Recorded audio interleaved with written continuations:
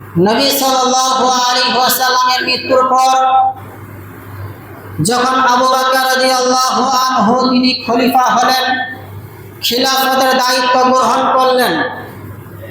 এই দায়িত্ব নেওয়ার পর উম্মতি মুহাম্মাদের মধ্যে যে সমস্ত লোকেরা যাকাত দেওয়া বন্ধ করে দিয়েছিল, যাকাতকে অস্বীকার করেছিল, আর যারা নিজেকে নবী বলে দাবি করেছিল, নবুয়তের দাবি করেছিল, তাদের বিরুদ্ধে আবু বকর রাদিয়াল্লাহু আনহু তিনি জিহাদ ঘোষণা করে দিলেন, যুদ্ধ ঘোষণা করে দিলেন।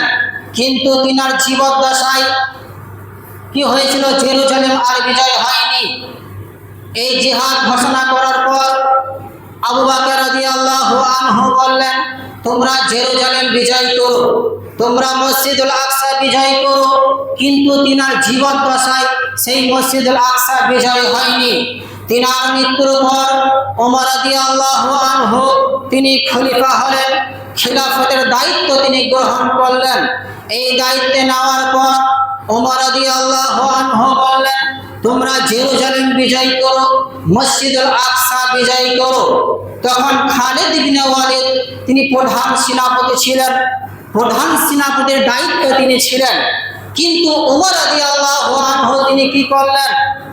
খালিদ ইবনে ওয়ালিদকে প্রধান সেনাপতি থেকে বাদ দিয়ে, প্রধান সেনাপতি থেকে সরিয়ে আবু উবাইদা ইবনে জাররাহকে প্রধান সেনাপতি বানিয়ে দিলেন। এরপর যুদ্ধ শুরু হয়ে গেল। ইসলামের সবচেয়ে বড় যুদ্ধ হলো রোমানদের বিরুদ্ধে, সবচেয়ে বড় যুদ্ধ হলো ইয়ারমুকের যুদ্ধ। এই ইয়ারমুকের যুদ্ধে শত শত সাহাবী শহীদ হয়ে গেছেন।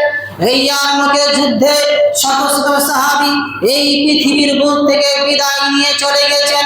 এই ইয়ারমুকের যুদ্ধে শত শত সাহাবী মৃত্যুবরণ করেছেন। এই ইয়ারমুকের যুদ্ধে কাফের বেঈমানদের সংখ্যা ছিল 3 লক্ষ, রোমানদের সংখ্যা ছিল 3 লক্ষ, আর মুসলিমদের সংখ্যা ছিল মাত্র 12,000। এই 12,000 সাহাবীকে নিয়ে, এই 12,000 মুসলিমকে নিয়ে, এই 12,000 সৈন্যকে নিয়ে আবু উবাইদা ইবনুল জাররাহ 3 লক্ষ কাফের বেঈমান মুশরিকদের সাথে, 3 লক্ষ রোমানদের সাথে যুদ্ধ করতে তিনি সাহস পাচ্ছিলেন না, সাহস হচ্ছিল না। তাই তিনি পাল্টা ওমর রাদিয়াল্লাহু আনহুকে চিঠি লিখলেন, বললেন, হে আমিরুল মুমিনিন, হে খলিফাতুল মুসলিমিন, আপনি মদিনা থেকে সাহায্য পাঠান, মদিনা থেকে আপনি সাহাবী পাঠান, মদিনা থেকে আপনি মুসলিম পাঠান। আজকে যদি আপনি মদিনা থেকে সাহাবী না পাঠান, আজকে যদি আপনি মদিনা থেকে সাহায্য না পাঠান, তাহলে আজকে ইসলাম বিজয় লাভ করতে পারবে না। আজকে ইসলামের ঝান্ডা, ইসলামের পতাকা উত্তোলন হবে না, আকাশে উড়বে না। আজকে ইসলাম হেরে যাবে, আজকে মুসলিমরা হেরে যাবে। যদি আপনি মদিনা থেকে সাহায্য না পাঠান, তাহলে আজকে মুসলিমরা 3 লক্ষ কাফের বেঈমান মুশরিকদেরকে দেখে ওই যুদ্ধের ময়দান থেকে পালিয়ে যাবে। তখন এটা কুফরি হবে। ওদের আপনি মদিনা থেকে সাহায্য পাঠান। এই পত্র, এই চিঠি ওমর রাদিয়াল্লাহু আনহুর কাছে পৌঁছে গেল। এরপর ওমর রাদিয়াল্লাহু আনহু ওই পত্র, ওই চিঠি খুললেন। খোলার পরে তিনি পড়লেন, পড়ার পরে তিনি মদিনা থেকে কোনো সাহায্য সহযোগিতা পাঠালেন না, বরঞ্চ তিনি চিঠির উল্টো পিঠে লিখে দিলেন, তোমরা 3 লক্ষ কাফের বেঈমান মুশরিকদেরকে দেখে ভয় পেয়ে যেও না, ঘাবড়িয়ে যেও না, আর তোমাদের সংখ্যা নগণ্য, সংখ্যা কম আছে বলে তোমরা চিন্তা করো না। এই কথা ওমর রাদিয়াল্লাহু আনহু চিঠিতে লিখে দিলেন, কিন্তু মদিনা থেকে কোনো সাহাবী তিনি পাঠালেন না। এরপর আবু উবাইদা ইবনুল জাররাহ তিনি খালিদ ইবনে ওয়ালিদের সাথে পরামর্শ করলেন। কি পরামর্শ করলেন? হে খালিদ ইবনে ওয়ালিদ, আমরা তো চিঠি লিখলাম ওমরের কাছে, কিন্তু তিনি তো কোনো সাহায্য পাঠালেন না। আর এই আমাদের সবেমাত্র 12,000 সাহাবী, আর কাফেরদের সৈন্য 3 লক্ষ। তাহলে এখন আমরা কি করব? আমরা তো যুদ্ধ করে আমরা জয় হতে পারব না, ইসলামের তো জয় হবে না। সেদিন খালিদ ইবনে ওয়ালিদ আবু উবাইদা ইবনুল জাররাহকে বলেছিলেন, হে আবু উবাইদা ইবনুল জাররাহ, আমি আপনাকে আজকে একটা কথা বলবো, যদি আপনি শুনেন। তখন আবু উবাইদা ইবনে জাররাহ বললেন, বেশ ঠিক আছে, আপনি বলুন, আজকে আপনি যে কথাটা বলবেন সেই কথাটা আমি কবুল করব, গ্রহণ করব। তখন খালিদ ইবনে ওয়ালিদ বললেন, হে আবু উবাইদা ইবনে জাররাহ, আজকে দিনের দায়িত্বটা আপনি আমাকে দিন। আজকে আপনি আমাকে সেনাপতি বানিয়ে দিন। এই যুদ্ধ পরিচালনা আমি করব।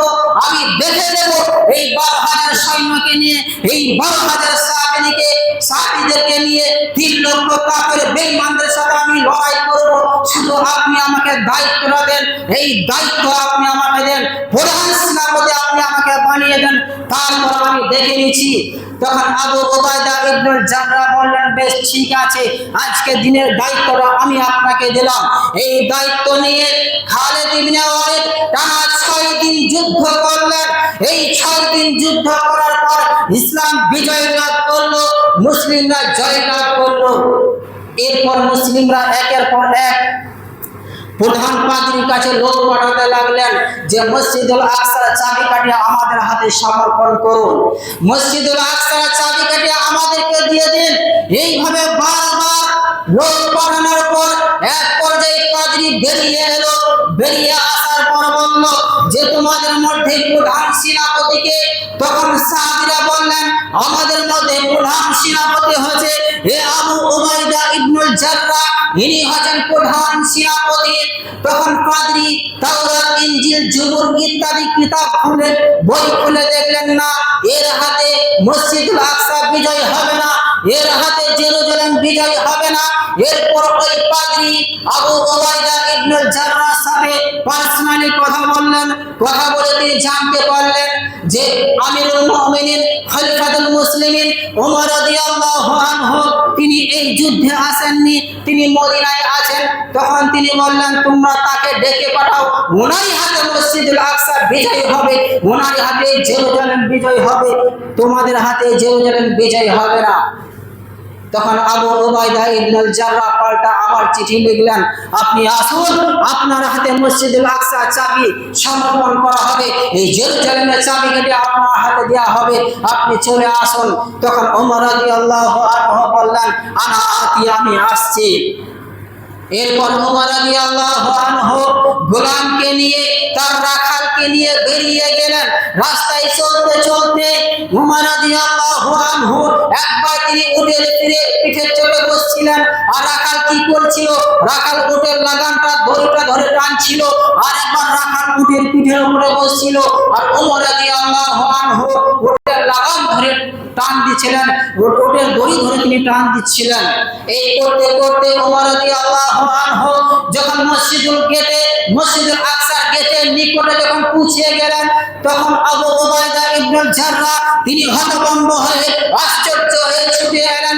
কেন? কারণ হচ্ছে ওমর রাদিয়াল্লাহু আনহু তখন তিনি উটের দড়ি ধরে লাগাম ধরে টানছিলেন, আর যে উটের দড়ি ধরে লাগাম ধরে টানছিলেন সেই উটের পিঠের উপরে তিনারি রাখাল, তিনারি গোলাম বসেছিল, আর তিনার পরনে ছিল জীর্ণ শীর্ণ পোশাক, ছিঁড়াফাটা পোশাক পরিধান করেছিলেন। এই দৃশ্য দেখে আবু উবাইদা ইবনে জাররাহ বললেন, হে আমিরুল মুমিনিন, হে ওমর রাদিয়াল্লাহু আনহু, আজকে 4,000 সাহাবী এই জেরুজালেমকে ঘিরে রেখেছে। জেরুজালেম আজকে বিজয় হবে, মসজিদুল আকসা আজকে বিজয় হবে। আর ভিতরে শত শত পাদ্রী আপনার জন্য অপেক্ষা করছে, আপনার সাথে সাক্ষাৎ করবে, আর আপনি দড়ি ধরে টানছেন। আপনার গোলাম উটের পিঠের উপরে বসে রয়েছে, আর আপনি সেই লাগাম ধরে দড়ি ধরে আপনি টানছেন। আপনার পরনে জীর্ণ শীর্ণ পোশাক। আপনার এই অবস্থা দেখে, আপনার এই দৃশ্য দেখে রোমানরা তো আমাদেরকে দেখে হাসাহাসি করবে। ওমর রাদিয়াল্লাহু আনহু তখন তিনি বললেন, হে আবু উবাইদা ইবনুল জাররাহ, তুমি বলো কি নবী সাল্লাল্লাহু আলাইহি ওয়াসাল্লাম আসার পূর্বে আমরা কোথায় ছিলাম? নবী সাল্লাল্লাহু আলাইহি ওয়াসাল্লাম আসার পূর্বে আমরা জঙ্গলে ছিলাম। নবীর আসার পূর্বে আমরা সে জাহিলি যুগে ছিলাম, অন্ধকার যুগে ছিলাম, ওই মরুভূমিতে পড়েছিলাম, ওই মরুভূমির রাখাল ছিলাম। না ছিল কোনো আমাদের নাম, না ছিল আমাদের কোনো পরিচয়, না কোনো পদ, না কোনো পদবি, না কোনো মান, না কোনো সম্মান, কোনো কিছুই আমাদের ছিল না।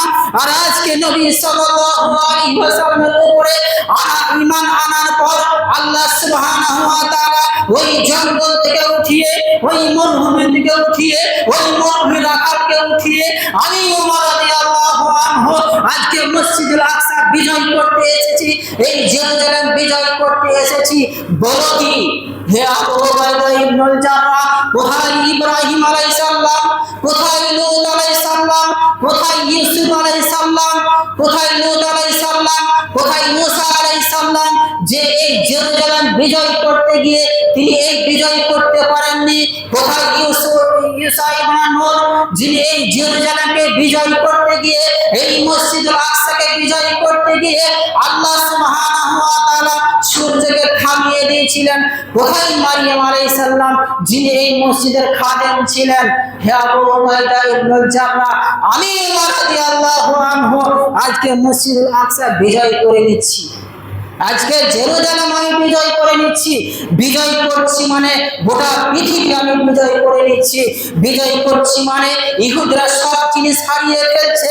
বিজয় করছি মানে খ্রিস্টানরা সব কিছু হারিয়ে ফেলছে।